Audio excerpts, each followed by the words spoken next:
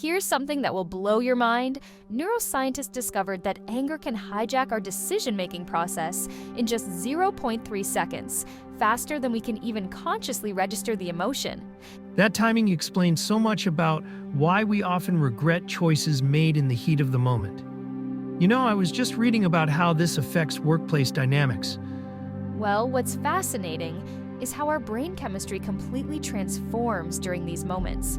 The prefrontal cortex, our rational thinking center, essentially goes offline, while the emotional centers light up like a Christmas tree. Let me share something that happened at my office last week. I nearly sent this absolutely scathing email to a colleague, and I'm so grateful I didn't hit send. Oh wow, what stopped you? Because studies show that workplace emails written in anger lead to escalated conflicts almost 80% of the time. Well, I remembered this technique about the 24-hour cooling off period. You know, letting any angry communication sit in drafts for a full day before sending. That's actually rooted in some fascinating historical precedent. The ancient Romans built mandatory cooling off periods into their legal system. They understood something fundamental about human nature that we seem to have forgotten in our age of instant messaging. So you're telling me the Romans had better emotional regulation systems than we do with all our modern psychology? In many ways, yes. And here's what's really interesting. Modern neuroscience is validating their approach. When we're angry, our bodies release a cocktail of stress hormones that can reduce our cognitive function by up to 50%. That really puts our modern stress responses into perspective. But how do we actually implement these ancient wisdom principles in today's fast-paced world? Well, some innovative companies are now using AI algorithms to detect emotional language in emails and suggest cooling off periods. The early data shows a 45% reduction in workplace conflicts where these systems are implemented. That's impressive, but don't you think it's a bit concerning that we need artificial intelligence to manage our emotions? You raise an excellent point. The key is really understanding our body's warning signals. Research shows we get physical cues, increased heart rate, muscle tension, shallow breathing up to 30 seconds before making an anger-driven decision.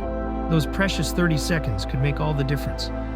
I've started noticing how my shoulders tense up right before I'm about to send an angry text. And what's fascinating is that this same stress response that helped our ancestors face physical threats is now being triggered by email notifications and social media comments. Studies show reading a negative comment can spike our cortisol levels as much as facing actual danger. That really explains why social media arguments can feel so intensely personal. But what are some practical strategies for managing these responses? Recent research has identified something called the STOP method. STOP.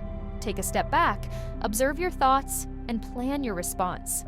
Studies show people who use this technique make better decisions 73% of the time. That's a really practical framework. I imagine it would be particularly useful in high-stakes situations. Exactly. And what's particularly interesting is how this applies across different cultures. Whether you're in Tokyo, New York, or Mumbai, the negative impact of angry decision-making follows remarkably similar patterns.